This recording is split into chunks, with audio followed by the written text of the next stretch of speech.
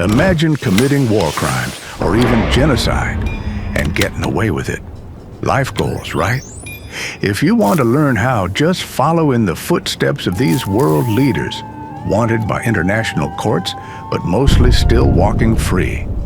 Before we start, what war crimes would you commit as a head of state? Write it in the comments. Let's begin with the most well-known name on this list, Vladimir Putin.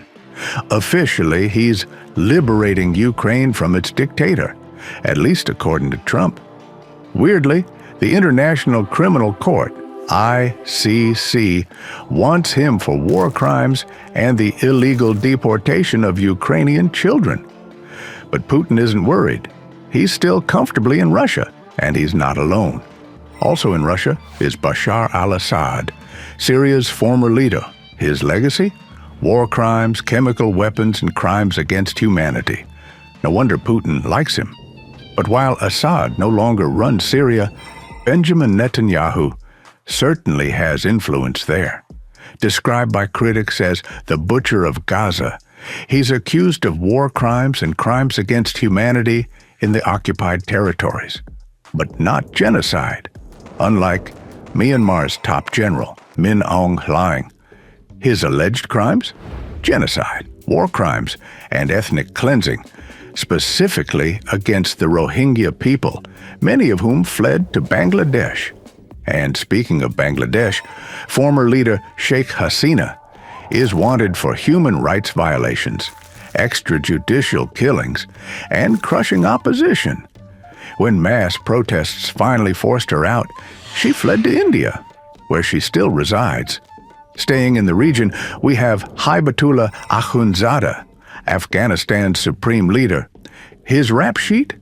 Crimes against humanity, the oppression of women, and extrajudicial killings. A fitting ruler for a Taliban regime. 10 out of 10. Now let's shift continents and return to accusations of genocide. Mengistu Haile Mariam, Ethiopia's former leader and head of the brutal Derg regime, oversaw mass executions, torture, and genocide during the Red Terror. These days, he's enjoying retirement in Zimbabwe. Dreaming of a retirement near Victoria Falls? Follow his steps. Another leader accused of genocide is Omar al-Bashir, former dictator of Sudan. While Darfur remains a killing ground today, Bashir was responsible for the first genocide there in the early 2000s, along with war crimes and crimes against humanity. Ironically, the forces that overthrew him are now committing their own al-Bashir-less genocide in Sudan. Next door, in the Central African Republic, former President Francois Bozize is wanted for war crimes, crimes against humanity, and ethnic violence. He fled to Guinea-Bissau, where he remains today. And finally, Yahya Jammeh, former dictator of Gambia. His reign was defined by crimes against humanity, torture, enforced disappearances, and sexual violence. Where is he now?